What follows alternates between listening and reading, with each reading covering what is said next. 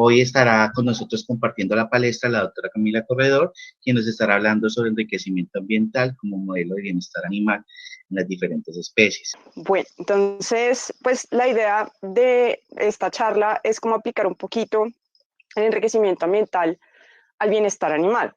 Si bien, pues, digamos que para que haya bienestar se utiliza el enriquecimiento ambiental, a veces no lo utilizamos de la manera correcta y podemos incluso afectar de manera negativa el bienestar animal.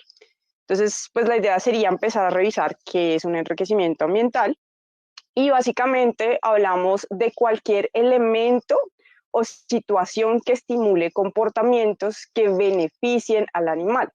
Anteriormente se hablaba mucho de estimular únicamente comportamientos normales o naturales de la especie. Hoy en día, por ejemplo, se utiliza enriquecimiento ambiental, por ejemplo, para fisioterapia, y cuando se está haciendo fisioterapia, en cualquier especie que estemos hablando, incluyendo el humano, pues realizamos movimientos y comportamientos que no necesariamente son naturales, pero sí son beneficiosos pues, para nuestra salud mental y física. Entonces, esa sería como la principal, digamos, característica del enriquecimiento ambiental, y es lograr que se beneficie el animal a partir de su comportamiento, bien sea un comportamiento natural o no. ¿Qué no es un enriquecimiento ambiental? Entonces, hay varios tipos de enriquecimientos ambientales que han sido criticados por varios investigadores y aún defendidos por otros. Un ejemplo de esto es la rueda del hámster. Entonces, se habla de que como el animal a veces realiza comportamientos muy frecuentes de manejo de esta rueda, parece que son siempre de la misma forma, llevan un ritmo relativamente constante, a veces disminuyen el consumo de alimento y de agua por estar utilizando la rueda, podría ser pues algo perjudicial para el animal y no propiamente un enriquecimiento ambiental. Quienes defienden la rueda de hámster indican que la rueda de hámster únicamente funciona si el ambiente del animal está adicionalmente enriquecido con otro tipo de elementos. Es decir, que si el ratoncito está en una caja con solamente una rueda, pues esa rueda va a ser un objeto que va a utilizar de manera no beneficiosa y por ende dejaría de ser enriquecimiento ambiental.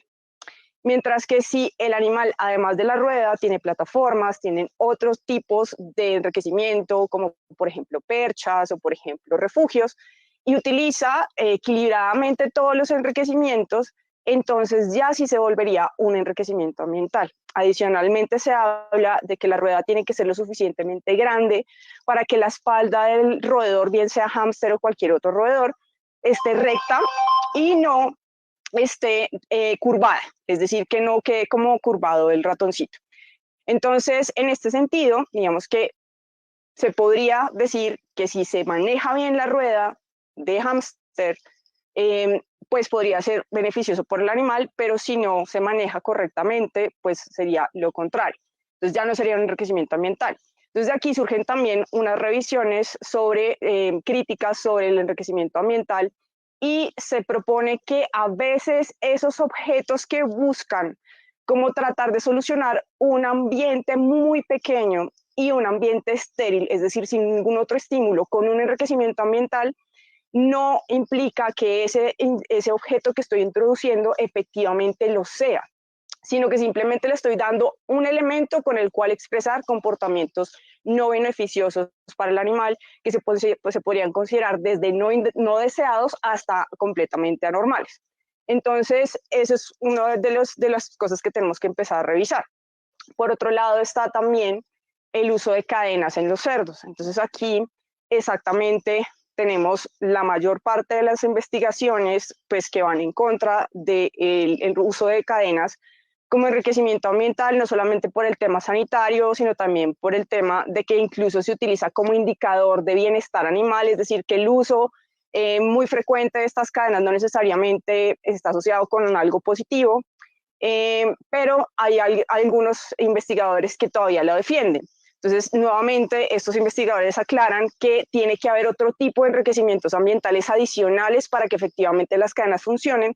Sin embargo, también resaltan que si se les hace un test de preferencia y el cerdo nos demuestra con sus comportamientos qué tipo de enriquecimiento ambiental prefiere, no necesariamente prefiere las cadenas. Si es algo colgando, prefieren que sea algo de madera, por ejemplo, pero las cadenas no necesariamente sean el enriquecimiento ideal para el animal. Adicionalmente, está la idea de que un enriquecimiento ambiental deja de ser enriquecimiento ambiental si se mantiene constantemente en la instalación. Si hay algo que está todo el tiempo en la instalación, no se rota, no se cambia y no estimula de manera diferente al animal, eso deja de ser enriquecimiento ambiental. Entonces, ¿qué se espera del enriquecimiento ambiental? Dentro del presupuesto temporal que tiene el animal de expresar comportamientos, es decir, que el animal tiene durante el día un tiempo, que es el mismo que tenemos nosotros, para expresar diferentes comportamientos. Entonces, lo que se busca es que en el día, en ese presupuesto de tiempo que puede gastarlo de diferentes formas, lo que suceda sea que aumenten los niveles de actividad y la diversidad de comportamientos que se expresan, es decir, que sea más activo y no solamente que sea más activo, sino que se presenten comportamientos diferentes, más variedad de comportamientos. Que disminuya la frecuencia de la presentación de comportamientos que son anormales para la especie y que aumente la capacidad del animal para hacer frente a nuevos desafíos. Es decir, cuando un animal, incluyendo el humano, y no importa si ya es adulto, está expuesto a enriquecimiento ambiental, se genera una estimulación en el cerebro que permite que el animal, humano o no humano, se desenvuelva mejor solucionando problemas o manejando situaciones de estrés. Y en este sentido, pues obviamente, si esto lo pasamos a la etapa de periodo sensible, cuando el animal hasta ahorita se está formando, y hay todavía una regeneración constante de neuronas, pues obviamente va a ser un animal que va a ser más capaz de enfrentar desafíos en el futuro porque va a tener una estimulación constante. Incluso se habla de que en humanos el hecho de estar expuestos los niños antes de los 6 años a diferentes olores puede permitir que sean de pronto más catadores de pronto de vinos o que sean más, digamos, tengan una más variedad de sensibilidad olfativa en el futuro, el resto de su vida. Entonces, este tipo de elementos pues, son los que tenemos que tener en cuenta si yo lo que quiero es que un animal, por ejemplo, si estamos hablando sobre todo de fauna silvestre, se pueda adaptar un poquito mejor a las condiciones del cautiverio. Entonces, ¿para qué? ¿Cuál es el fin último del enriquecimiento ambiental? ¿Para qué introducimos enriquecimientos ambientales y logramos, digamos, estos cambios que acabamos de mencionar? El fin último es el bienestar animal, es decir, mejorar la calidad de vida de los animales. Para mí, la definición más bonita y más fácil de aplicar de bienestar animal es la calidad de vida experimentada por el mismo animal. Y esto es lo que queremos precisamente mejorar con el enriquecimiento ambiental. Mejorar la calidad de vida del animal a partir de suplir las necesidades comportamentales más relevantes que sean de cada especie. Adicionalmente a esto, digamos que el enriquecimiento ambiental no se maneja únicamente en cautiverio. También se puede manejar para la conservación de fauna silvestre. Entonces traigo acá 2 ejemplos. Uno es del pingüino africano.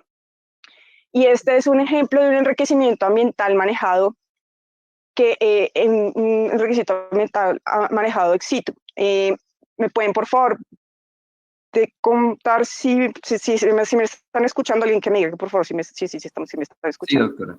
Vale, listo. Entonces, ¿qué pasa? Los pingüinos africanos están sufriendo de un aumento en la predación de sus huevos. ¿Por qué? Porque los humanos están adentrándose más en el bosque y están haciendo que los predadores de esos huevos se acerquen mucho más a los nidos.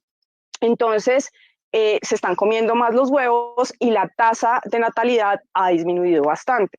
Entonces, lo que se hace hoy en día es que se les está poniendo unos nidos que son diseñados por humanos, son artificiales, como enriquecimiento ambiental de tipo físico, para que quepa el pingüino, haya una ventilación adecuada para que los huevos puedan, digamos, estar bien y que el predador, por más de que se acerque a ese nido, no pueda acceder a los huevos. Entonces, un ejemplo de enriquecimiento ambiental para la conservación in situ. Y otro ejemplo que ya es un poquito más en términos como de fauna urbana, más o menos, es el alcudón americano. Entonces, este animalito es un animal que necesita reposar en perchas porque no puede durar volando mucho tiempo.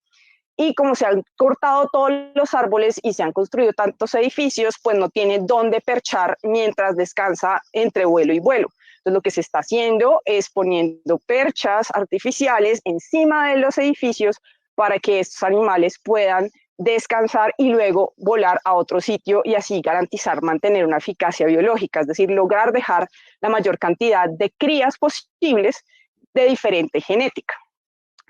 Digamos en este caso si es un macho con diferentes hembras.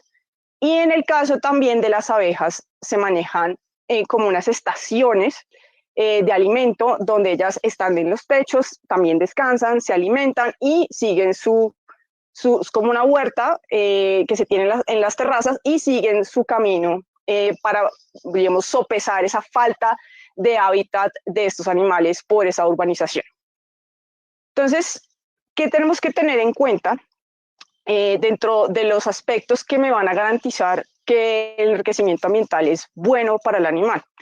La controlabilidad es muy importante. Entonces, la capacidad de acción del animal sobre el enriquecimiento. Es el control que tiene el animal sobre el enriquecimiento. Entonces, aquí tenemos un dispensador de alimento y este dispensador de alimento tiene unas ranuras donde tiene que introducir este palito, este animal. Si yo no le doy esa herramienta para que pueda introducirla y sacar el alimento, le estaría quitando la controlabilidad a mi animal, es decir, no tendría capacidad de acción, no podría manipular el enriquecimiento. Y varios estudios que inician desde la caja de Skinner con ratas sobre controlabilidad, bien sea en diferentes, digamos, situaciones, no solamente hablando de enriquecimiento ambiental, en todas las situaciones que se han evaluado la controlabilidad, se ha demostrado que la reducción o la ausencia de la controlabilidad hace que el animal se frustre, se estrese y en el caso del enriquecimiento ambiental, si no hay controlabilidad, si tenía comportamientos anormales, aumentan en porcentaje en presentación, es decir, que se presentan con más frecuencia comportamientos anormales porque el enriquecimiento no lo pudo manipular correctamente, o si no había comportamientos anormales, nuevos comportamientos anormales aparecen. Entonces, esto es supremamente importante para garantizar. Ahora, hay diferencias individuales, es decir, que yo puedo tener un grupo de chimpancés y puede que ese grupo de chimpancés 7 puedan manipular y aprendan a manipular bien el palito, pero uno no pueda manejarlo. Entonces este octavo individuo puede estar estresándose y sería mejor retirarlo y darle otro tipo de enriquecimiento ambiental a ese individuo en particular mientras los otros manipulan el dispensador de alimento para evitar, obviamente, que el animal se estrese, se frustre y pues obviamente se afecta su calidad de vida. Por otro lado está la predictibilidad y digamos que anteriormente se creía que solamente era importante para los animales presa, pero también se ha descubierto que es importante para animales que son predadores. Entonces, en el tema de la predictibilidad, lo que yo busco es que el animal pueda anteceder la presentación de enriquecimiento ambiental. Entonces, cuando yo le introduzco a una jaula, a una caja, a un establo, a cualquier tipo de recinto, o un galpón, sobre todo si es, por ejemplo, de pollos o de codornices, si yo de una manera abrupta introduzco un enriquecimiento ambiental, los animales lo que van a hacer es liberar una respuesta de estrés y una respuesta de estrés muy elevada. Cuando la respuesta de estrés es muy elevada en términos de intensidad, esa respuesta de estrés es muy sostenida, es decir, que dura mucho en el tiempo. Y eso genera, obviamente, una serie de efectos negativos en el organismo. Y obviamente el efecto es físico y a nivel mental. Entonces, la idea es avisarle al animal de alguna forma que voy a introducir un enriquecimiento ambiental nuevo en su recinto. Y eso podría ser a través de un sonido, de una luz, de una pieza musical, de un golpecito seco en la puerta, en la pared, con vibraciones, dependiendo de la especie con la que yo esté trabajando. Lo que yo hago es avisar que voy a entrar y voy a dejar un enriquecimiento ambiental. ¿Qué pasa si no lo hago? Igual, estudios en enriquecimiento ambiental han demostrado que al no utilizar predictibilidad aumentan los comportamientos anormales o se pueden presentar nuevos. Por otra parte, es importante la rotación. Entonces, ¿qué significa la rotación? Es rotar los enriquecimientos ambientales, como estábamos hablando ahorita de la cadena del cerdito. Si está todos los años, todos los días, pues no, el animal se va a aburrir, se va a habituar a ese enriquecimiento y ya no le va a llamar la atención. Entonces la idea es empezar a rotarlos. Entonces si de pronto hoy tengo cadena, mañana tengo pelota, pasado mañana tengo una caja, etcétera, etcétera, para evitar precisamente la habituación, la falta de interés por ese elemento. Entonces, entendiendo la habituación como esa reducción de la respuesta del animal frente a un estímulo que se presenta de manera frecuente o repetitiva. Por otra parte, es importante tener en cuenta las preferencias de cada especie y los comportamientos que tienen un mayor nivel de motivación de cada especie. Entonces, para esto, se tienen los test de preferencia y los test de demanda operante. Entonces, principalmente, el problema con los test de preferencia es que no necesariamente el animal me dice cuánto prefiere un recurso, sino solamente qué prefiere ese recurso. Por eso se maneja tanto el test de preferencia, que es el que estamos viendo acá. Entonces, si nos damos cuenta, aquí tenemos un individuo que tiene dos tipos de alimento y nos va a demostrar cuál prefiere con el número de veces que visita el recurso que más le llame la atención. El problema es que me está diciendo acá de pronto cuál es el menos peor de los dos, o me está diciendo simplemente que de los dos este es el que más le gusta, pero no me dice cuánto. Entonces ya cuando yo logro saber qué prefiere, para preguntar cuánto lo prefieren, nos vamos para el test de demanda operante y ahí lo que yo hago es ponerle una puerta acá y preguntarle al animal cuánto le importa este elemento y este me va a responder a partir de esfuerzo. De pronto a partir de picar varias veces un botón, de pronto a partir de escarbar, de pronto a partir de pasar un laberinto, me va a indicar cuál es el recurso que prefiere. Entonces ahí yo miro con qué voy a construir mi enriquecimiento ambiental, con qué, digamos, cuál es el recurso que voy a utilizar para el enriquecimiento ambiental. En este caso, por ejemplo, podría ser el tipo de alimento, entonces de pronto prefiere la coliflor y entonces le utilizo coliflor para el enriquecimiento ambiental de esta de producción. Ahora, el tema de la motivación es mirar, si estamos hablando de aves de producción, cuáles son los comportamientos que la literatura reportan que tienen mayor nivel de bienestar, de motivación, perdón. Entonces, cuáles son los que están más estimulados en el animal y tienen, digamos, un alto nivel de expresión en los animales. Y en el caso de las aves de producción, hablamos de perchar, hablamos de escarbar, de picar, de construir el nido y el baño de tierra. Esos son los comportamientos que yo debería suplir y esos son los comportamientos a los cuales yo les debería dar un enriquecimiento ambiental. Entonces, si yo tengo un animal que necesita perchar, pues le doy perchas. Si yo necesito un animal que necesita picar y rascar, le tengo que dar una superficie donde pueda picar y rascar. Rascar se refiere como a escarbar con la pata. Necesita anidar, entonces le tengo que dar un espacio para que pueda pues construir un nido o utilizar como nido, y necesita bañarse en tierra, entonces le tengo que dar una estación de arena, una estación de tierra para que se pueda bañar. Entonces eso es lo que yo tengo que revisar. Obviamente no hay literatura para absolutamente todas las especies, entonces cuando no tengo esa literatura me tengo que remitir a hacer muchos test de demanda operante para saber efectivamente qué prefiere cada especie. Entonces hay un estudio muy interesante del bisón americano, que es un mustélido, y este bisón se creía que lo que iba a preferir en estos test de demanda operante, se suponía que los investigadores suponían que el animal iba a demostrar en los experimentos que iba a preferir el contacto social o los juguetes sobre otros recursos, y resulta que efectivamente pues sí prefiere el alimento sobre todo el resto de los recursos, pero que el recurso de segunda importancia es el agua, y el agua está por encima del contacto social y por encima de la manipulación de juguetes. Entonces, en ese sentido, pues a veces la lógica humana es el peor amigo del bienestar animal. Es decir, que a veces nosotros cuando trabajamos con nuestra lógica, pues como pensamos como primates humanos, a veces cometemos muchos errores porque lo que parece obvio no es tan obvio para cada especie. También es importante tener en cuenta las diferencias individuales. Entonces, esta es la primera vez que se introduce una pelota a este grupo de equinos y tenemos uno que no le gusta y se aleja, otro que se ve curioso y se acerca y decide interactuar con el enriquecimiento ambiental. Pareciera como si ya lo conociera, pareciera como si ya supiera para qué es. Sin embargo, el resto de los individuos del grupo social no responden de la misma manera a pesar de que tienen también curiosidad. Entonces se habla así, pues es que de pronto el que está interactuando en jerarquía, pues es más, sí, puede ser. Y ahí precisamente está la diferencia individual. Es un animal que tiene que demostrar que es más audaz, que es más astuto, que es más arriesgado.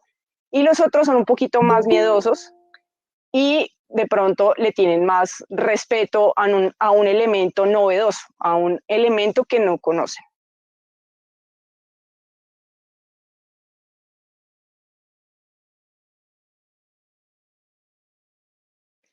También es importante resaltar que se pueden presentar diferencias entre especies. Entonces, este es un estudio muy interesante también sobre dos tipos de macaco que están en el mismo zoológico con un recinto vecino y a ambos macacos se les pone el mismo tipo de enriquecimiento ambiental, que es una barrera física entre ellos y el público.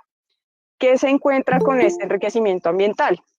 Que en el caso de ponerle un arbusto entre el público y el macaco de cola de cerdo, hace que en el grupo de esos macacos aumente los comportamientos de agresión. Pero es exactamente el mismo enriquecimiento ambiental, con el mismo público, en el mismo zoológico, se le introduce al macaco rabón y este macaco, en vez de aumentar la agresión, la disminuye. Entonces, fíjense que el mismo tipo de enriquecimiento ambiental puede generar un efecto completamente diferente entre especies. Y esto es algo que tengo que tener en cuenta cuando yo lo voy a introducir. También tenemos diferencias entre machos y hembras. Entonces, por ejemplo, esta es una tarea que se le pone a un grupo de chimpancés, unas hembras y unos machos. Lo que hay aquí en este tubito es un maní. Lo que hace esta hembrita es descifrar que la forma de sacar de ahí el maní es escupiendo agua de su bebedero. Y al final logra comerse el maní. Entonces, ¿qué es interesante? Que todas las hembras logran solucionar de esta forma el inconveniente de no poder sacar el maní. Pero todos los machos solucionaron el problema de forma diferente. En vez de tomar agua del bebedero y meterla en el tubo, lo que hicieron fue orinar en el tubo y sacar el maní y comérselo. Entonces, hay una diferencia entre machos y hembras frente a un tipo de enriquecimiento ambiental o una misma situación. El porcentaje de seguridad es algo que también se debe tener en cuenta cuando se está manejando el enriquecimiento ambiental. Entonces, sobre todo en especies que son altamente competitivas por los recursos como los cerdos, como los perros, hay diferentes tipos de especies que son más tolerantes para unas cosas que para otras. Entonces, por ejemplo, los cerdos son muy intolerantes con el alimento, los gatos no tanto con el alimento, pero sí de pronto por el espacio. Entonces, dependiendo obviamente del enriquecimiento ambiental, es más o menos crítico para cada especie. En términos generales, lo que se trata de manejar es un porcentaje de seguridad. ¿En qué sentido? En que se les dé más enriquecimientos ambientales de lo que deberían dársele de acuerdo a el número de animales. Es decir, si yo tengo 7 animales, lo que yo hago es dar más de 7 manzanas, por ejemplo, si ese es el enriquecimiento ambiental que estoy introduciendo. Entonces, se habla, por ejemplo, del 30%. Entonces, yo lo que hago es, no les doy 7 manzanas, sino que les doy 10 para que los animales entre ellos no haya tanta pelea, no haya tanto conflicto, no haya tanta competencia por esas manzanas y que el subordinado, el más subordinado, alcance por lo menos a comerse media manzana. Eso es lo que se busca cuando se habla de porcentaje de seguridad. Por otra parte, es importante tener en cuenta que los enriquecimientos ambientales muy probablemente vayan a ser manipulados por las adaptaciones más relevantes de los animales. Entonces, por ejemplo, en el caso de los hormigueros, la adaptación más importante es la trompa. En el caso de los diferentes tipos de pico, las formas de los diferentes tipos de picos de las aves, el cuello de la jirafa que es alto, entonces, ¿dónde debería yo darle el enriquecimiento ambiental a la jirafa? No al nivel de piso, ni a nivel de su pecho, sino debería ser por arriba del cuello, por arriba de la cabeza, porque precisamente la adaptación de la jirafa es para poder ramonear para las partes altas de las acacias. Entonces, es mirar cómo, aparte de tener un diseño de acuerdo a todo lo anterior, el diseño tiene que estar muy ajustado a las adaptaciones principales de estos animales en términos anatómicos.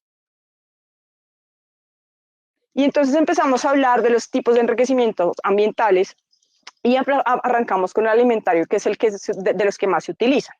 Entonces, el tema del alimentario puede ser solito o ocupacional, en este caso lo voy a hablar solito. Entonces, alimentario puede ser o dar la misma, digamos, el mismo tipo de alimento, pero en diferente presentación, es decir, que si antes comía pellets, ahora lo que hago es que le hago una malteada, o puede ser un alimento nuevo. Entonces, digamos, tengo un animal que es juvenil y es la primera vez que come un alimento sólido. Entonces, esto podría ser un enriquecimiento ambiental para este animal porque es la primera vez que consume este tipo de alimento.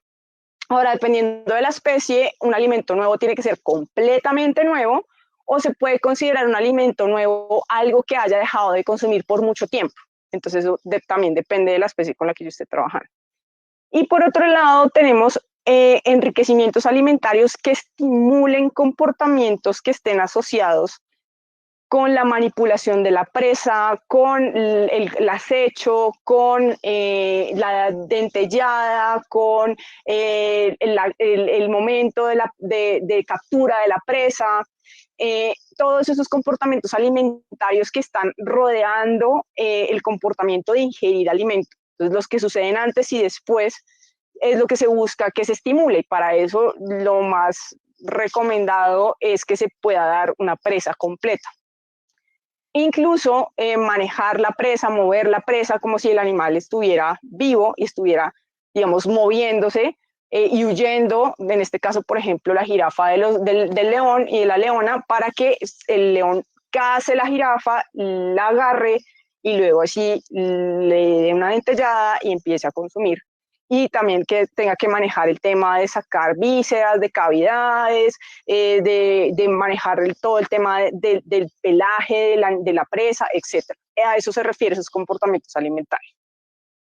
El resto digamos, de manejo de enriquecimiento ambiental alimentario ya tiene que ver con alimentario cognitivo. Entonces, eso lo hablamos un poquito más adelante. Ahora vamos por el físico. Entonces, en el físico hay diferentes tipos de enriquecimientos ambientales. Uno, el que es más utilizado, es el mobiliario. Y el mobiliario significa que son muebles que se pueden mover fácilmente dentro del recinto. Entonces, tenemos columpios, tenemos lianas, tenemos hamacas, tenemos diferentes tipos de elementos que hacen que el animal pueda utilizar para alejarse o de una situación o de un grupo, para descansar, para sentirse más seguro. Entonces, dentro de los enriquecimientos ambientales que más se utilizan para tratamientos de problemas conductuales está la percha. La mayoría de las especies con las que yo he trabajado perchan y efectivamente la presencia de la percha hace una diferencia frente a la ausencia de. Y uno se da cuenta cómo el animal cambia su comportamiento, se siente más seguro, se siente más tranquilo y descansa mucho más. Entonces tenemos desde grandes felinos, tenemos iguanas, tenemos otra vez felino, tenemos las gallinas ponedoras que tienen que ser expuestas desde muy pequeñas a utilizar las perchas. Entonces, si no se exponen desde antes de la 8ª semana de vida, no van a saberlas manejar muy bien y al contrario, las perchas pueden generar un efecto negativo sobre el bienestar de estos animales. Se pueden generar fracturas de quilla, pueden simplemente no utilizarlas y obviamente esto va a ser todo lo contrario a un enriquecimiento ambiental. En el caso de los pollos lo mismo, hay que manejar con cuidado las perchas, son un poco diferentes, son un poco más anchas, se tienen que poner entre más crece el pollo, la percha tiene que ser mucho más bajita y más cerquita al suelo, y llega a un punto donde ya no pueden estar las perchas en los sistemas productivos, por espacio y porque ya el pollo está muy pesado. Entonces tengo que también saberlo manejar dependiendo de la especie que esté trabajando. También se manejan las perchas, por ejemplo, para control de plagas. Entonces, en el caso del ratonero de cola roja, se puede entrenar y se puede utilizar en cetrería para que haya un control de roedores y de lagomorfos en los campos de golf. Y por otro lado, y pues digamos aquí vemos como la percha, y este es como el ejemplo, y aquí por otro lado se puede utilizar perchas para tratar de convencer a diferentes aves rapaces que se electrocutan en los cables de la luz, porque utilizan los postes de la luz como perchas. Entonces, ¿cómo yo hago para construir una percha que esté aquí al lado y que le llame mucho más la atención al ave que el poste de la luz para que no se electrocute? Que es la misma, digamos, que es la misma lógica que se tiene con el rascador de los gatos. Si yo tengo un rascador lo suficientemente seductor para el gato, va a preferir rascar en su gimnasio, en su rascador, versus rascar el sofá, por ejemplo.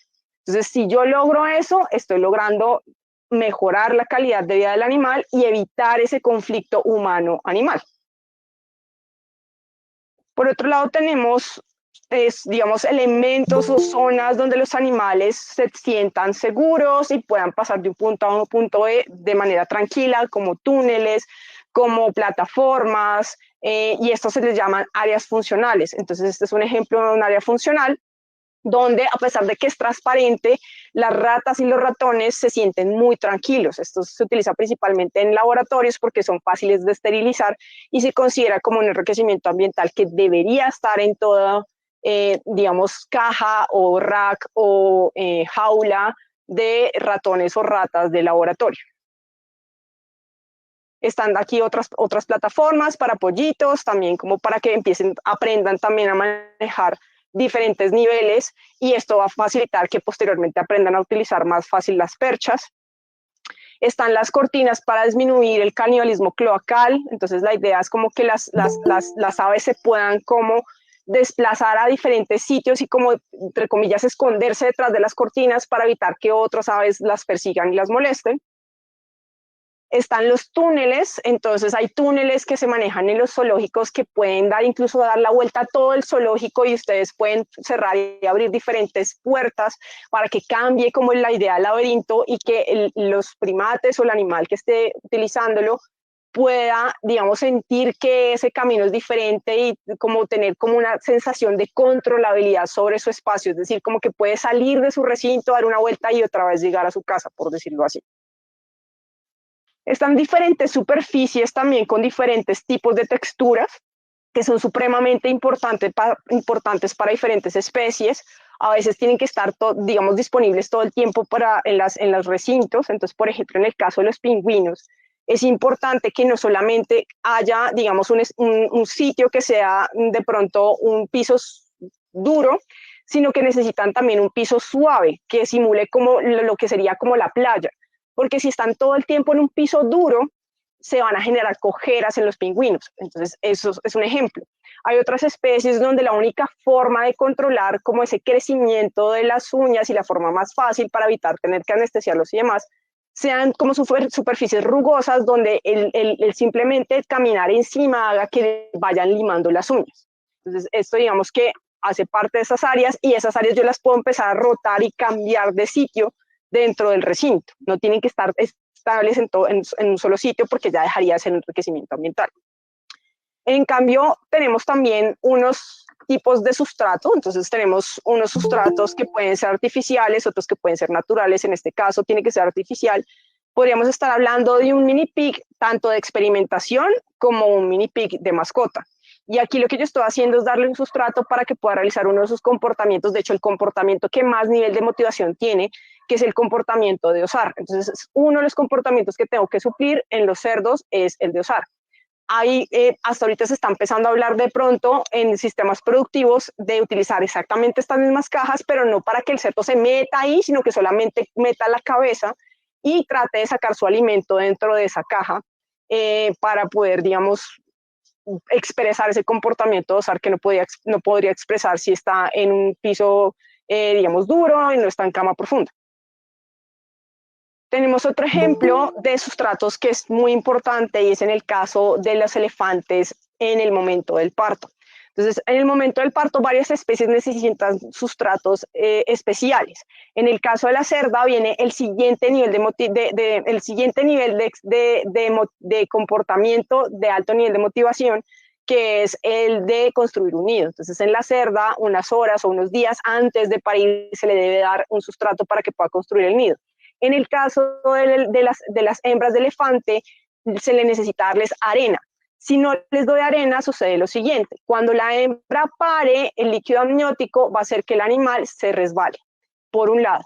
Por otro lado, va a suceder esto, y es que a veces se podría patear la cría. Entonces, no es porque se quiera, digamos, lastimar la cría, sino lo que pasa es que los elefantes, naturalmente, cuando nace la cría, hacen un hueco con la pata en el suelo. Entonces, si no tiene una arena donde pueda hacer ese hueco, a veces se dirige ese comportamiento hacia la cría. Entonces, no necesariamente se lastima, pero sí se podría lastimar. Ahora, ¿qué pasaría si tuviera arena? Pues el parto es mucho más tranquilo, la hembra pare, no se resbala, puede generar ese hueco con tranquilidad y deja tranquila a la cría, no lastima o no patea a la cría. Lo que hace es patear o generar ese orificio en el sustrato. Entonces tenemos el enriquecimiento sensorial, que lo que busca es estimular diferentes sentidos, y en este caso pues tenemos un elemento que es el cepillo en el caso de los bovinos. Entonces, ¿qué es lo importante con el sensorial? Es buscar el material ideal para cada especie que realmente estimule de manera correcta. Entonces, en el caso de los bovinos, el cepillo tiene que ser bien duro, no puede ser blandito porque si no, no funciona correctamente, y que sea dirigido a las zonas donde el animal siente más placer, ese acicalamiento o ese frotamiento, o como le queramos llamar. Entonces, aquí pues tenemos dos modelos, uno, digamos, un poquito más sofisticado, el otro es más rústico, pero ambos funcionan y ambos permiten como ese rascado en zonas importantes para el animal. Lo mismo entonces tenemos para cerdos, lo mismo tenemos, digamos, en los diferentes sistemas productivos. Entonces tenemos el que es un poquito más sofisticado, uno un poquito más hecho en casa. Lo mismo para terneras, entonces es manejar sitios, zonas que esté a la altura ideal, correcta, dependiendo del animal. El animal va creciendo y yo también tengo que ir subiendo el enriquecimiento ambiental, porque de lo contrario pues va a quedar en un sitio donde no lo va a utilizar porque no va a estimular la zona importante. Están los sustratos para los baños, entonces los conejos, los pollos, las gallinas necesitan hacer este baño de tierra, y esto les genera una sensación de confort, además de manejar el tema de ectoparásitos, y esto obviamente va a mejorar el bienestar de ellos. No necesariamente tiene que estar expuesto todo el tiempo en las producciones. Entonces, nuevamente, si está expuesto todo el tiempo, es hacer enriquecimiento ambiental, y además se ha propuesto que puede ser cada 2 días o cada 3 días, porque no necesariamente lo utilizan todo el tiempo, como que no es necesario. Tenemos otro ejemplo también de enriquecimiento sensorial. Entonces, cómo el animal empieza a generar un marcaje y al mismo tiempo siente placer por esa frotación que realiza. Incluso realiza comportamientos de juego asociados con ese placer que le da hacer ese frotamiento. Los bovinos, a veces es muy subvalorado el olfato del bovino, y para los bovinos el olfato es bastante importante, y se puede estimular el olfato de los bovinos con enriquecimiento ambiental sensorial. Entonces hay diferentes esencias. Se ha hecho estudios que hay esencias que le molestan a los animales, por ejemplo, las esencias que son muy fuertes, la canela, una concentración muy alta. En algunas especies el arequipe o el caramelo no les gusta, a otras sí. Pero en términos generales, por ejemplo, las hierbas aromáticas pueden funcionar y el animal se siente atraído por ese olor y se siente como en una circunstancia agradable. Entonces lo mismo está para aves de producción, se puede generar como un lugar donde el animal simplemente olfatee y ya.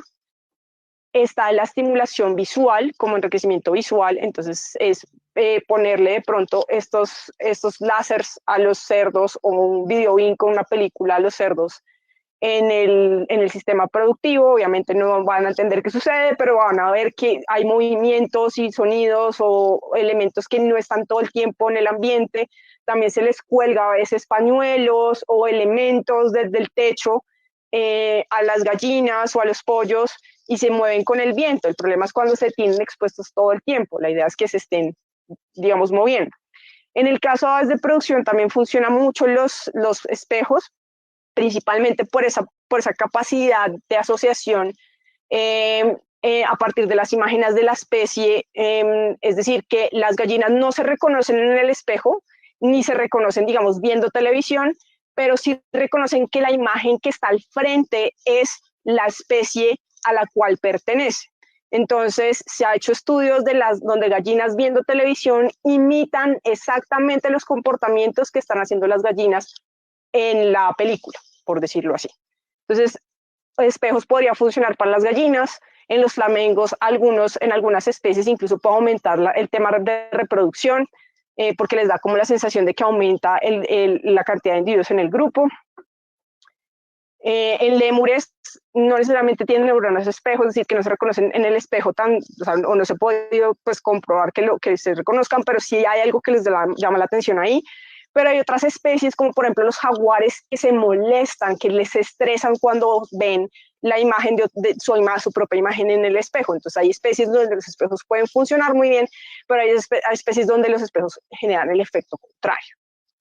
La música como enriquecimiento auditivo ha sido una de las investigaciones digamos, más frecuentes en los diferentes tipos de animales, principalmente en los animales de producción, y se ha correlacionado con un aumento en la productividad, y se ha empezado, tanto así que también se ha podido empezar a distinguir qué diferentes tipos de música son más beneficiosos para la producción comparados con otros. Es decir, por ejemplo, que es preferir la música clásica de pronto que al rock o al metal, porque la música clásica sí aumenta la producción de leche, mientras que el rock y el metal no, o incluso la puede disminuir. Entonces, este tipo de elementos son interesantes para mejorar el bienestar de los animales. Por otro lado está el enriquecimiento social. Entonces tenemos cuando es interespecífico, es decir, cuando yo mantengo un contacto controlado de dos especies que son compatibles, o como en el caso, por ejemplo, de las cebras y el avestruz, o a veces también la jirafa, y entonces puede haber incluso interacciones positivas, puede haber juego, digamos, entre algunas especies de primates se encuentran en la naturaleza naturalmente y se colindan sus territorios y pueden incluso interactuar, incluso jugar entre primates. Entonces es bastante interesante.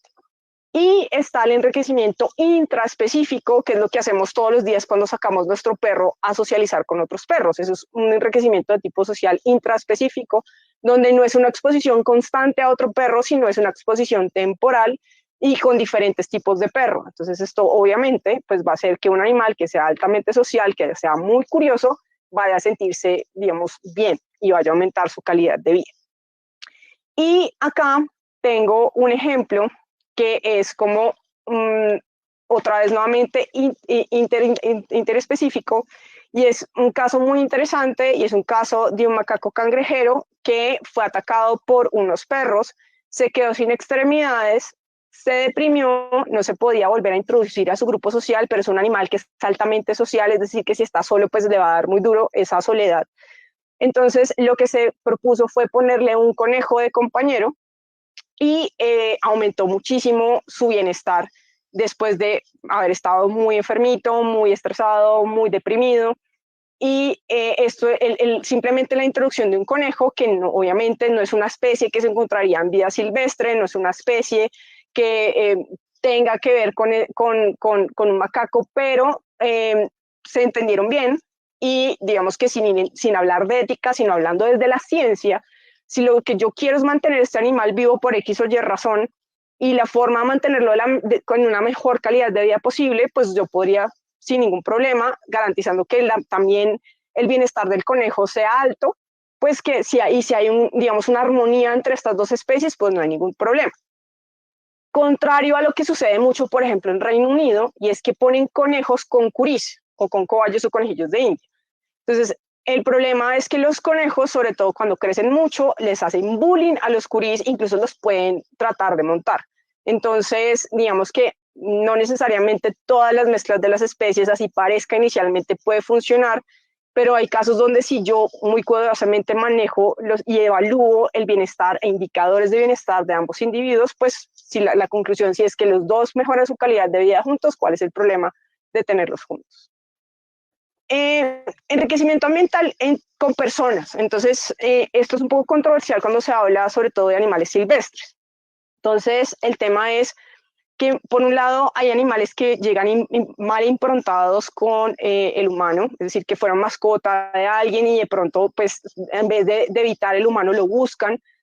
Entonces llegan a un zoológico y estos animales pues obviamente están acostumbrados a tener un contacto constante con un humano, a veces dormían con el humano, le daban comida con cuchara, etcétera. Y pasan a estar, tenían un nombre y ahora tienen es un número y se maneja a nivel poblacional, siendo que antes se manejaba de manera individual. Entonces obviamente ese animal se va a deprimir, va a disminuir su calidad de vida. Y hay quienes dicen que toca tratarlo como un individuo más y que se tiene que tratar el animal de lograr que sea lo más silvestre posible, por decirlo así, que tenga un comportamiento mucho más alejado de un animal de pronto socializado con el humano. Y hay quienes dicen que pues ya cuando el animal llega así, lo que se tiene que hacer es suplir esa necesidad de contacto con el humano y que la forma más sana para suplir ese contacto no es ir allá a acariciarlo y a decirle cosas bonitas, sino es entrenarlo con condicionamiento operante. Y eso, digamos que es un enriquecimiento social cognitivo para el animal, porque tiene que estar pensando qué es lo que le están pidiendo todo el tiempo, tiene que obviamente estar como ser un entrenamiento frecuente, que se cambien las tareas, entonces que toque de pronto aquí en este caso, que vemos acá, que toque la bolita, entonces ese sería el targeting, y si toca la bolita, entonces se le da un premio y a veces se utiliza el clicker como puente para reforzar y decirle al animal que lo que hizo estaba bien. O si de pronto no es necesario algo como tan digamos, una interacción como tan directa, simplemente el hecho de las rutinas, de todas formas, los pesajes, de las especies con las que se puede interactuar, pues puede solucionar esa falta de contacto con el humano. Entonces, digamos que obviamente esto no es con todas las especies, no es en todos los casos, pero cuando el animal definitivamente está muy socializado con el humano, está mal improntado, pues le hace falta ese contacto. Por otro lado tenemos el fisiológico, entonces en este caso el fisiológico lo que busca es que el animal tenga un equilibrio y tenga un confort. Entonces se habla, pues, por ejemplo, de homeostasis térmica, y en este caso tenemos unos búfalos en trópico alto al mediodía en un potrero, y son animales que se encontraron en el lago de los patos y utilizaron este lago de los patos como enriquecimiento ambiental fisiológico. Entonces lo que hacen es termorregularse, estaban muy acalorados, se meten en el agua y logran refrescarse. Entonces es enriquecimiento porque no están todo el tiempo en ese potrero, y porque además ellos pueden tomar la decisión de utilizarlo o no utilizarlo. No estaríamos obligados a estar expuestos a esa situación. En este caso, también, por ejemplo, en plantas de beneficio, también se pueden poner unas duchas. El problema es cuando se obliga a que todos los cerdos se bañen con agua, pero si yo dejo una ducha prendida, como en este caso, y todos se me van a las duchas, entonces si se dan cuenta, aquí en el centro no hay ningún cerdito. Se prendió la ducha y todos se fueron a la ducha. Eso significa que sí funciona el enriquecimiento ambiental fisiológico. Logran refrescarse con este enriquecimiento y ellos toman la decisión todos de meterse debajo del agua. Si no quisieran, pues se van para el centro de este recinto. En el caso de animales que son reptiles, están en el grupo de los reptiles, es muy importante tener como todas las variaciones. Entonces, agua tibia, agua caliente, agua fría. recinto con luz, espacio con luz, espacio sin luz. Entonces, si se dan cuenta, por ejemplo, acá se puede esconder, acá tenemos agua caliente, aquí tenemos agua tibia, acá tenemos agua fría. Es tenerle todas las posibilidades. Hay dos termostatos, entonces aquí hay un espacio que es más caliente, este espacio es más fresco. Entonces acá se puede meter el reptil a una zona cubierta caliente o se puede meter a una zona cubierta pero fría. Entonces esa es la idea cuando tenemos animales como reptiles que necesitan tanto esa homeostasis térmica y que depende muchísimo pues de diferentes factores como la humedad. Y en el caso, por ejemplo, acá tenemos lémures de cola anillada que están en un zoológico, en una exhibición.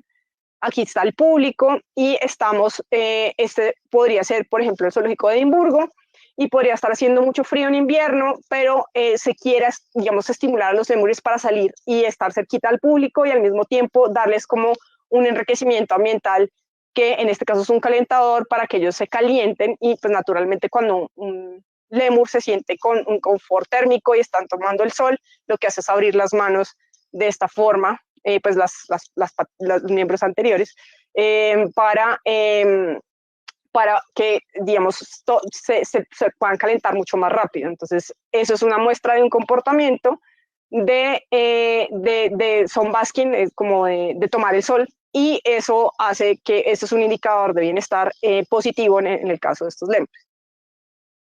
En el caso de las tortugas, por alguna razón les encanta los chorros de agua y los cepillos, y es un enriquecimiento ambiental que se utiliza muy frecuentemente también en estos animales. Entonces, digamos, ese es un ejemplo también de enriquecimiento ambiental fisiológico. Ahora nos vamos a la ocupacional, entonces la idea es mantener el animal ocupado manipulando algún elemento. Y en este caso, pues tenemos unos jaguares que están manipulando unas pelotas en el agua. Entonces no hay comida, no hay nada, simplemente es una pelota y se manipula y ya. Lo mismo se puede pues manejar en diferentes situaciones, como por ejemplo cerdos de producción. Entonces los cerdos de producción también tienen su pelota para manipular. En el caso pues de felinos se pueden manejar cajas con papeles o con paja para manipular también. Los silicatos también se utilizan mucho las cajas. Acá tenemos otro ejemplo de un tigre manipulando una pelota, donde se alcanzan a apreciar algunas secuencias que están asociadas con la captura de la presa.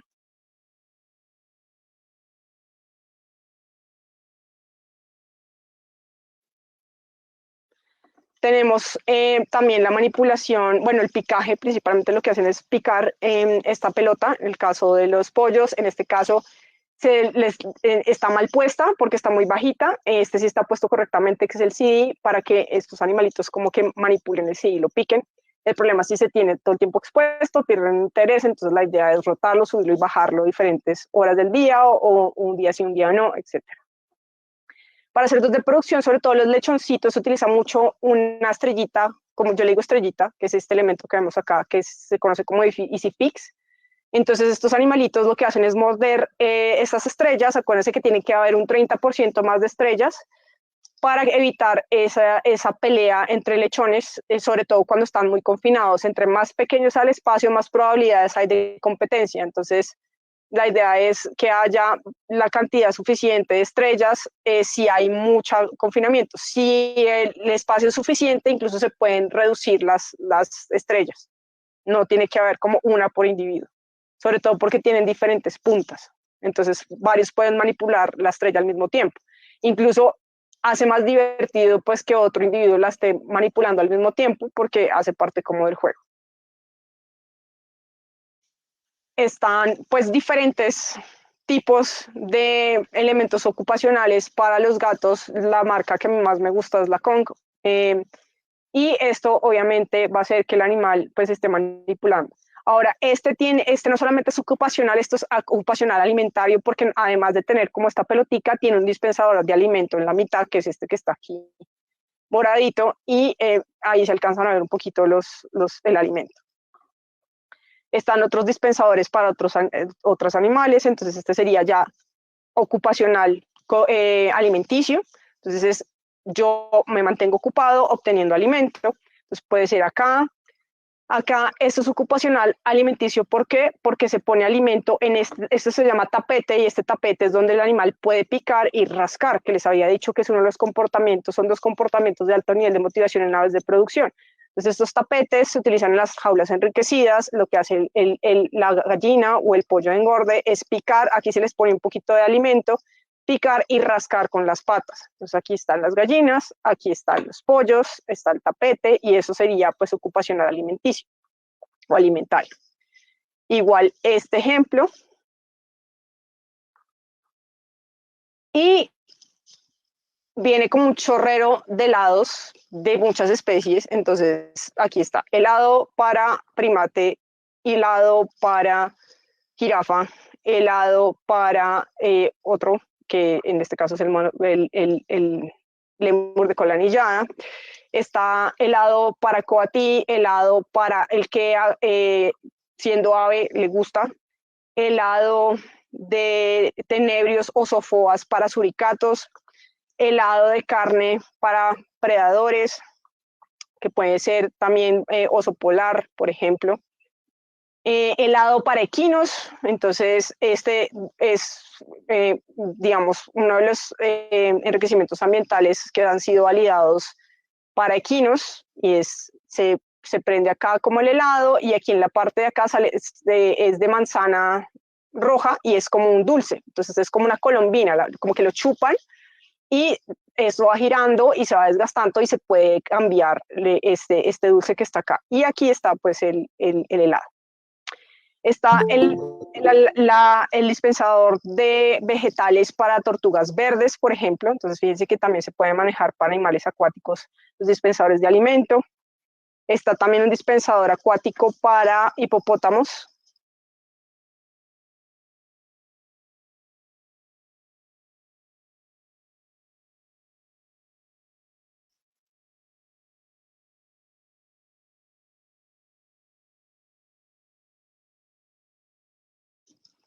Está dispensador para peces.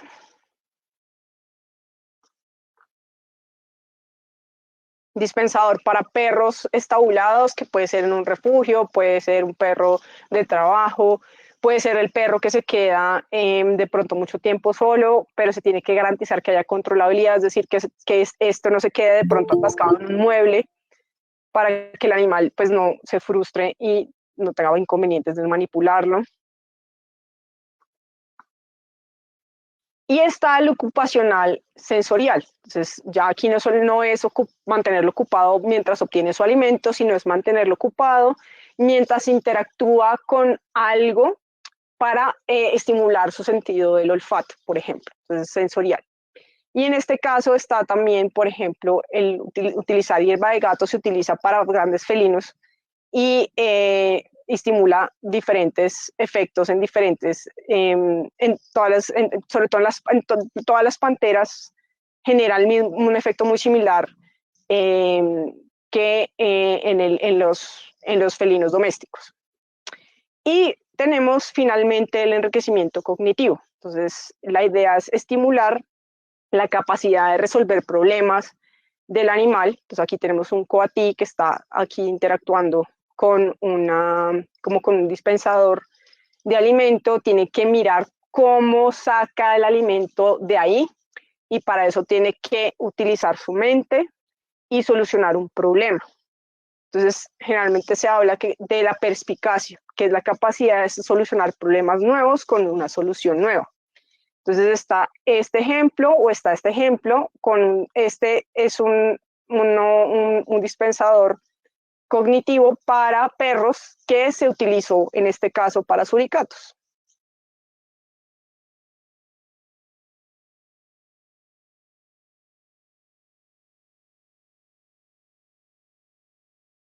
Entonces tiene que analizar la situación y mirar cómo soluciona el problema de qué toca hacer para poder sacar de ahí el alimento.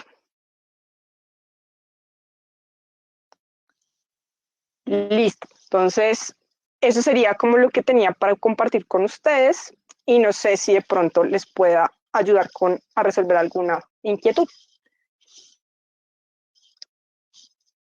Listo, doctora, muchísimas gracias. Entonces vamos a abrir la ronda de preguntas. Por favor, las preguntas las pueden depositar en el chat del Meet y nosotros con mucho gusto las leeremos. Entonces, Si ganaste varios eventos, si quieres hacer un retiro de ganancias. Sara Jaramillo pregunta, para el transporte y reubicación de animales silvestres que puede durar largas horas, más de 10, por ejemplo, de santuarios de un país a otro, ¿qué tipo de enriquecimiento se aplican durante el transporte? Va, espérense aquí, ya voy a prender la cámara. Listo. Hola. Bueno, realmente no tengo idea de qué tipo de enriquecimiento ambiental se puede utilizar durante el transporte. No tengo como una referencia, pero yo diría más que enriquecimiento ambiental, se tiene que tener mucho en cuenta que el animal pueda alimentarse, digamos, de acuerdo a la especie que estemos trabajando y tomar agua dependiendo pues, de la especie que estemos transportando. No sé hasta qué punto enriquecimiento ambiental funcione en un transporte porque eso podría quitar espacio o podría generar de pronto que si se cae lo pueden pisar o puede haber un accidente. No sé si alguien sepa, sería chévere que lo comentara o si Sara lo conoce para que nos cuente porque no tenía idea de enriquecimiento ambiental durante el transporte. Esa es como mi respuesta. La segunda pregunta nos pregunta Santiago Henao. Saludo cordial, doctora Corredor. Es frecuente que se hable de la necesidad de enriquecer el ambiente, pero ¿en qué momento podemos afectar por un sobreenriquecimiento? Ok, entonces, cuando un animal está sobreestimulado, básicamente la respuesta al enriquecimiento es ignorar o aumentar la agresividad, en general la reactividad.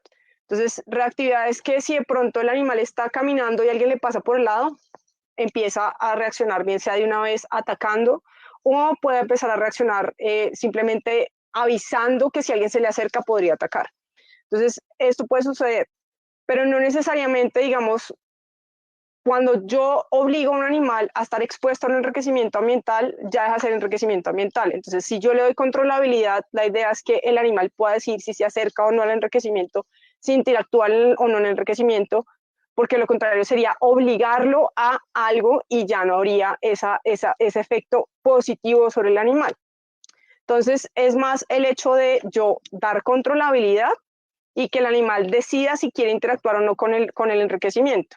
De lo contrario, lo que va a hacer es un aumento en la reactividad o simplemente el animal se vuelve apático y deja de interactuar con los enriquecimientos. Teniendo en cuenta los diferentes sistemas de producción acuícolas, ¿cómo serían los enriquecimientos ambientales para los peces de consumo humano? Gracias. Bueno, entonces, generalmente se pueden utilizar, como vimos en el caso de las tortugas, elementos como dispensadores flotantes, porque si estamos, por ejemplo, en un sistema muy grande, pues no se puede utilizar como un dispensador como el del pez que vimos que está abajo. Entonces se puede utilizar eso, se pueden utilizar como unas bolitas que flotan, se puede utilizar las canecas puestas al revés con elementos por dentro, pero básicamente es como, también hay animales que están en jaulas, que son peces de agua salada, y también están para producción, entonces lo mismo, es meter elementos que floten y que los animales puedan utilizar, o también se pueden meter unas peloticas dispensadoras con unas pesas si estamos hablando de peces que están más en la profundidad. Lo que pasa es que esos peces no necesariamente están interactuando todo el tiempo. Entonces, por ejemplo, el capitán de la sabana, se hizo un estudio con el capitán y son animales que son como muy tímidos, entonces no los utilizan. Entonces, realmente se utilizan más que todos en superficie, dispensadores de diferentes diseños. Esa sería como la respuesta. ¿En qué casos un enriquecimiento ambiental usualmente utilizado ya se contraindica? Entonces, por ejemplo, cuando un enriquecimiento ambiental ya se utiliza en el presupuesto temporal más tiempo de lo que debería usarse, es cuando le está quitando tiempo para otros comportamientos al animal. Entonces, por ejemplo, si estamos hablando de un bovino más o menos debería estar descansando entre 10 y 12 horas. Si el bovino está manipulando el enriquecimiento ambiental y pierde tiempo de descanso, es decir, que esté acostado durmiendo, entonces ya estamos diciendo que el enriquecimiento le está quitando tiempo de descanso. Ya cuando se está afectando otros comportamientos naturales, ahí es cuando yo tengo que retirar un enriquecimiento ambiental, porque ya no le está beneficiando al animal, sino que al contrario le está perjudicando al animal al quitarle la posibilidad de expresar otros comportamientos que son supremamente importantes para su equilibrio en general. ¿Qué tipo de enriquecimiento ambiental se puede usar en perros de manejo especial en espacios reducidos, debido a que ellos destruyen con facilidad diferentes materiales? Gracias.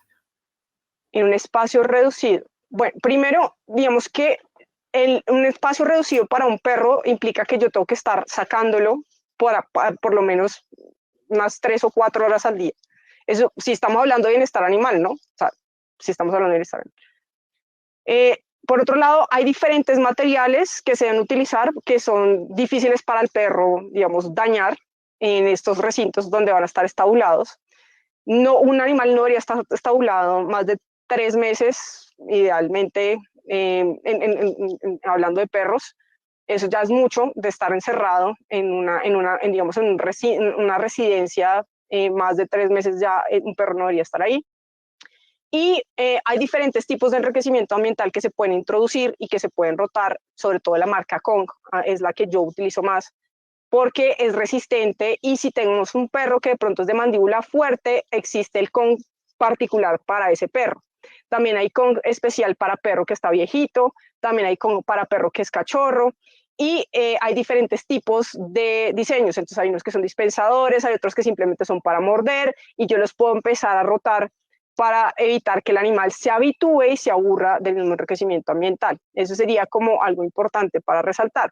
Sin embargo, el ejercicio es supremamente importante. Yo no logro nada si yo mantengo un perro encerrado. Acuérdense que el enriquecimiento ambiental no funciona si lo que yo estoy haciendo es tratar de solucionar falta de estimulación, falta de ejercicio y un recinto pequeño. Cuando yo utilizo un enriquecimiento para solucionar eso, deja de ser enriquecimiento. No funciona. Esa sería como la respuesta. Listo, doctora. También nos preguntan por acá. Buenas noches. En caso de hacer estudio de alimentación en camélidos sudamericanos, ¿qué tipo de enriquecimiento es recomendable? Gracias. No tengo ni idea, o sea, yo no tengo ni idea de realmente de llamas, alpacas y demás. No te sabría decir.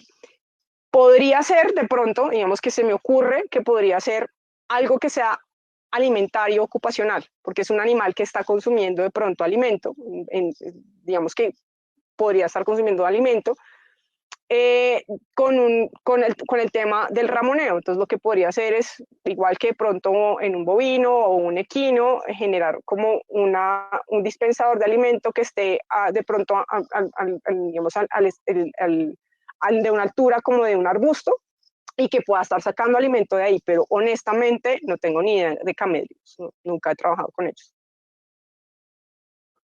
Vale, Sara Jaramillo pregunta, ¿serían viables los enriquecimientos sensoriales como feromonas, tranquilizantes para la especie, aromas, ruidos blancos o sonidos ambientales captados de los lugares a los cuales están habituados?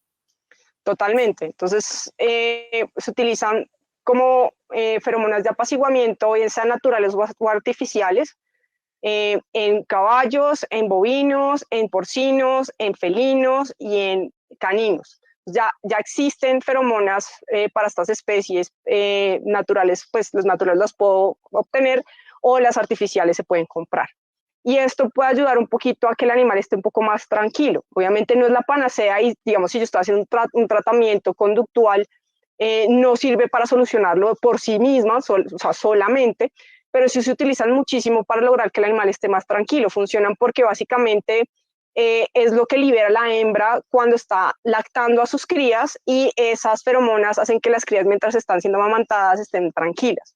Afortunadamente, esas mismas feromonas funcionan en el animal adulto y ayudan a que el animal se sienta más tranquilo y más a gusto cuando estamos hablando de las feromonas. En el caso de los gatos, por ejemplo, se pueden utilizar, obtener naturales, frotándoles las mejillas, y el problema es que tiene una vida muy, muy corta, y se le puede de pronto llevar a otro gato para estimularlo e enriquecerlo. Entonces le puedes llevar en una caja de cartón, meterle el algodón con el olor del otro gato. Incluso eso puede ayudar para, digamos, en un protocolo de introducción, que es un protocolo de introducción cuando yo por primera vez voy a presentar un gato con otro gato.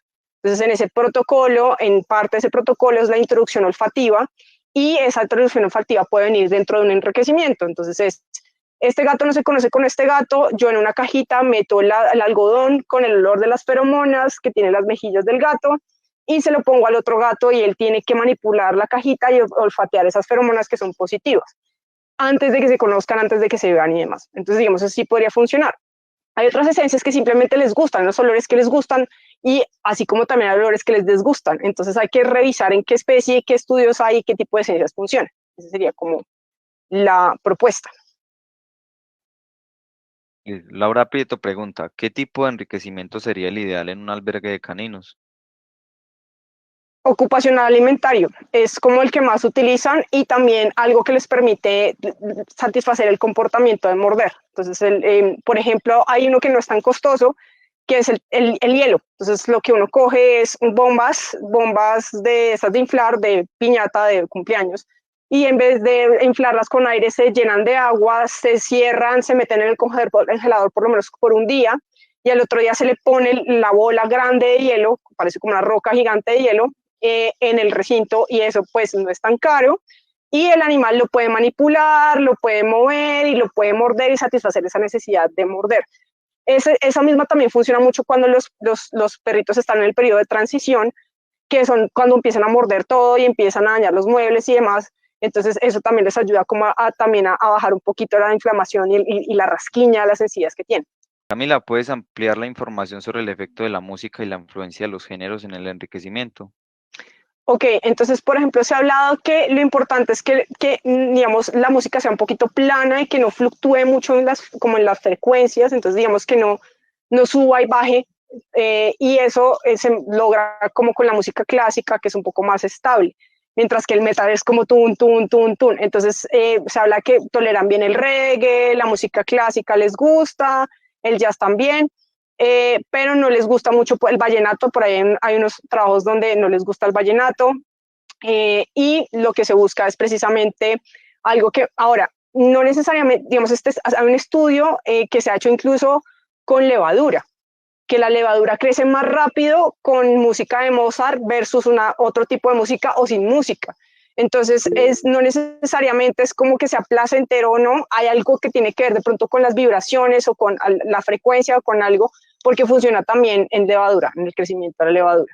En el caso de bovinos, hay un estudio donde se muestra que poner en el momento del ordeño la sonata para dos pianos de Mozart, si no estoy mal, puede aumentar hasta el 20% de la producción por vaca. Entonces eso sería interesante, pues ponerle música al momento del ordeño y no Radio 1, que es lo que se utiliza acá en Colombia, o vallenato o noticias, sino música clásica, ojalá de Mozart, para que las vacas produzcan más leche. Listo, doctora, muchísimas gracias por su charla. Gracias a ustedes por la invitación y a todos por las preguntas.